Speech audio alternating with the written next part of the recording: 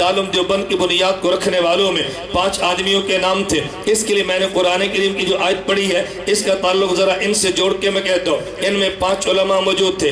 Number 1 ईंट रखी है मौलाना रशीद अहमद गंगोही ने, और 1 ईंट रखी है मौलाना मोहम्मद कासिम ननोतवी रहमतुल्लाह अलैह ने, और तीसरी ईंट रखी है हज़रत हाफिज रफ़ीउद्दीन साहब ने, चौथी ईंट रखी है मुहद्दिस अहमद अली सहारनपुरी ने, और 5वीं ईंट रखी है आबिद हुसैन साहब ने। ये 5 ईंटें रखने वाले थे। मैंने इस जो आयत करीम पढ़ी है इस आयत का ताल्लुक क्या है जरा इस बात को समझे। मैं बताना ये चाहता हूँ उर्दू जुबान में एक लफ्ज़ चलता है जिसे नेक फाली कहते हैं, इसको अरबी ज़बान में तफाउल कहते हैं। तफाउल और नेक फाली का मतलब क्या है?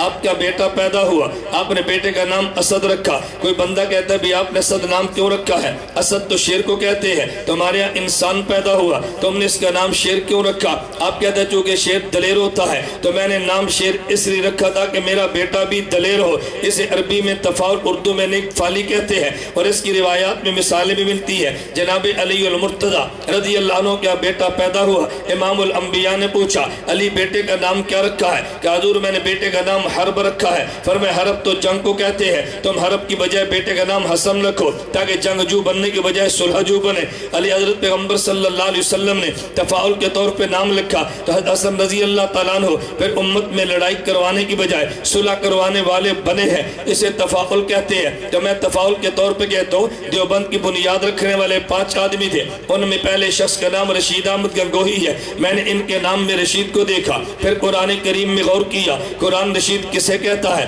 तो मुझे वाक़या मिला हज़रत लूत अलैहिस्सलाम के ऊपर के पास कौम थी। लूत अलैहिस्सलाम ने उनको दावत दी है, लेकिन जब लूत अलैहिस्सलाम की कौम अपने जराइम से बाज नहीं आई, तवज्जो रखना, एक वक्त वो आया, मैं पूरा वाक़या अर्ज नहीं करता। लूत अलैहिस्सलाम की कौम ने जिद किया, हज़रत लूत अलैहिस्सलाम ने अपने इलाके को छोड़ने का फैसला कर लिया और छोटे की जुमला फरमाने लगे अलैसा मिनकुम रजुलुर रशीद, क्या तुम में कोई रशीद मौजूद नहीं है? क्या मतलब? रशीद उसे कहते हैं कि जो फितनों के दरवाजों को बंद कर दे। लूत अलैहिस्सलाम फरमाने लगे क्या तुम में कोई समझदार आदमी नहीं है जो आज मेरी बात को समझ लेता? तो कुरान से पता चलता है कि रशीद उसे कहते हैं कि जो फितनों के दरवाजे बंद करे। तो देवबंद की पहली ईंट रशीद अहमद गंगोही ने रखी है जिसने फितनों के दरवाजे बंद किए हैं। मैंने दूसरे बंदे को देखा तो नाम कासिम ननोतवी है। मैंने देखा कि कासिम को नेक फाल में क्या लो। सही बुखारी मुझे हदीस मिली है, नबी करीम सल्लल्लाहु अलैहि वसल्लम ने फरमाया इन्नमा कासिमुन वल्लाहु युती, अल्लाह अल्लाह अता फरमाने वाले हैं और मैं मोहम्मद तकसीम करने वाला हूँ। इससे मुराद दुनिया की दौलत नहीं है।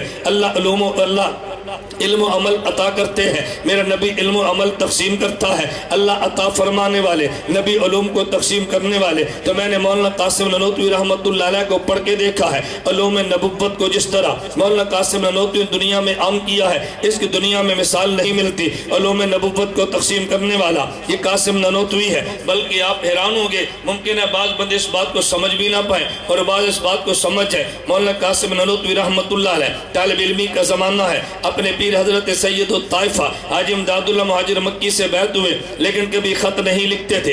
इनके शेख पूछने लगे कि बेटा कासिम तुम खत नहीं लिखते, तुमने मुझसे बैत की है, कभी हालात तो बताया करो। मौलाना कासिम ननोतवी फरमान अर्ज करने लगे अब मैंने हालात क्या बताने हैं कि जब मैं जिक्र करने लगता हूँ तो मुझे यूँ लगता है कि जैसे मेरे ऊपर किसी ने पत्थर की चट्टान रख दी है, बहुत बोझ महसूस करता हूँ। अब मैं हालत क्या बताऊँगा? देखो आप और मुझ जैसा को बंदा होता तो वो समझता मौलाना कासिम ननोतवी जब जिक्र करते हैं तो ऊपर चट्टान पत्थर की आजात महसूस होती है। इसका मतलब ये कि दिल का पाक नहीं है। सैयदुत ताइफा हाजी इमदादुल्लाह मुहाजिर मक्की फरमान लगे, फरमाया कि तुम्हें मुबारक हो, ये हालत तो बड़ी मुबारक है। फरमाया क्या मतलब? फरमाया पता ये चलता है कि फिजान नबुव्वत तुम्हारे कल्ब पे आ रहा है। इस बात को समझे नहीं है। फरमाया जब नबी पर वही आती थी तो नबी पे बोझ पड़ जाता था। जब हजूर पे वही आती, सर्दियों के मौसम में पैगम्बर की पेशानी पे पसीना आया, जब हजूर पे वही आ जाती, ऊँट पे सवार होते ऊँट बैठ जाता, पैगम्बर पे वही आती, हजूर किसी के रान में सर रख के लेटे होते तो यूँ लगता जैसे रान टूटने लगी है। तो जब पैगम्बर पे वही आती तो बोझ महसूस होता। जब तुम जिक्र करते हो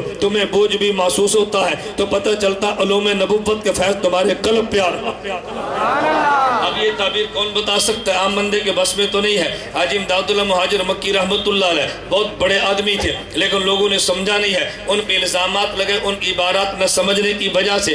اگر عبارات کو سمجھ لیتے، کبھی الزام حاجی امداد اللہ مہاجر مکی پہ نہ لگتا۔ حکیم الامت مولانا تھانوی فرماتے ہیں حاجی امداد اللہ مہاجر مکی کے ایک خلیفہ تھے بہت بڑے، ان نے خانہ کعبہ و مکہ مکرمہ حرم کعبہ میں 2 رکعت نماز پڑھی۔ نماز کے بعد ان نے مراقبہ کیا اور اللہ سے دعا فرمانے لگے، اے اللہ میرا دل چاہتا ہے یا میری جو آپ نے نماز قبول فرمائے اس پر جو مجھے نعمت عطا فرمائیں گے، میرا دل کرتا ہے مجھے وہ نعمت دکھا دیں، مجھے آپ کیا صلہ عطا فرمائیں گے۔ کہتے ہیں اللہ نے ان کو یوں دکھایا حالت کشف میں کہ ان کو ایک خوبصورت عورت ملی جسے حور کہتے ہیں، لیکن آنکھوں سے بالکل نبینہ ہے۔ ان کو بڑا تعجب ہوا۔ حاجی امداد اللہ مہاجر مکی سے کہا آج میں نے 2 رکعت نفل پڑھے ہیں اور پھر میں نے خدا سے دعا مانگی ہے، اللہ اس کا جو کچھ اجر ملے گا مجھے دکھا دو۔ تو مجھے یوں دکھایا گیا کہ جیسے مجھے خوبصورت عورت ملی لیکن آنکھوں سے نبینی ہے۔ اب حاجی امداد اللہ مہاجر مکی کا علم دیکھ رہا، علم لدنی۔ حاجی امداد اللہ مہاجر مکی فرمانے لگے کہ تم نے 2 رکعت نماز آنکھیں بند کر کے تو نہیں پڑھی، کہ تم نے 2 رکعت نماز آنکھیں بند کر کے تو نہیں پڑھی۔ کہا جی میں نے 2 رکعت نماز آنکھیں بند کر کے پڑھی ہے۔ توجہ رکھنا، فرمایا آنکھیں بند کر کے نماز کیوں پڑھی ہے؟ انہوں نے کہا جی خیالات بہت آتے تھے، وسوسے بہت آتے تھے، تو میں نے مناسب سمجھا آنکھیں بند کروں تاکہ خیالات نہ آئے۔ دیوبندیت کے پیر کا جواب سننا۔ حاجی امداد اللہ مہاجر مکی فرمانے لگے کہ بیٹا یہ بات کو سمجھو، وہ نماز جو خیالات والی ہو لیکن سنت کے مطابق ہو، ان نماز سے بہتر ہے کہ جو خیالات والی نہ ہو مگر خلاف سنت ہو۔ وہ نماز جو وساوس والی ہو اور سنت کے مطابق ہو، اس نماز سے بہتر ہے کہ جس میں وسوسے نہ ہو مگر خلاف سنت ہو۔ اس لیے فرمایا میں تو اس کی بات کو نہیں سمجھتا، میں دیوبندیت کی ترجمانی کرتے خدا کی قسم اٹھا کے یہ بات کہتا ہوں، دیوبندیت کا نظریہ ہے کہ بیت الخلاء میں سنت کے مطابق جانا بیت اللہ میں خلاف سنت جانے سے اعلیٰ ہے۔ بیت الخلاء سنت کے مطابق جانا بیت اللہ خلاف سنت جانے سے اعلیٰ ہے۔ اگر آپ بیت الخلاء سنت کے مطابق جاؤ تو اجر ملے گا، اور بیت اللہ میں خلاف سنت جاؤ تو پھر گناہ ملے گا۔ تو یا سنت زندہ کرنے پہ اجر ملا، وہ سنت کو توڑنے پہ گناہ ملا ہے۔ تم نے دیوبند کو کبھی سنا نہیں ہے تو بندے کو گلہ اور شکوہ ہو جانا فطری بات ہے۔ اس لیے میں کبھی ایک جملہ کہا کرتا ہوں کہ تم نے دیوبند کو سنا ہے، تم نے دیوبند کے بارے میں نہیں سنا۔ جب بندہ کسی کو سنتا ہے تو ذہن اور ہوتا ہے، اور جب کسی کے بارے میں سنتا ہے تو ذہن اور ہوتا ہے۔ خیر حاجی امداد اللہ مہاجر مکی رحمت اللہ علیہ کے ان تربیت شدہ لوگوں میں سے میں تذکرہ کر رہا تھا، تیسرا وہ بندہ جس نے دارالعلوم دیوبند میں اینٹ رکھی ہے اس کا نام احمد علی سہارنپوری ہے۔ میں نے احمد کو قرآن میں دیکھا، حضرت علی کو حدیث میں دیکھا، تو میں نے تفاعلاً یہ بات کہہ دی ہے۔ حضرت عیسیٰ علیہ السلام نے بشارت دی، فرمایا میرے بعد جو نبی آنے والا ہے اس نبی کا نام احمد ہوگا۔ کیا معنی احمد بشارت دینے والے کو کہتے ہیں؟ اس نے علوم نبوت کی بشارت دی ہے۔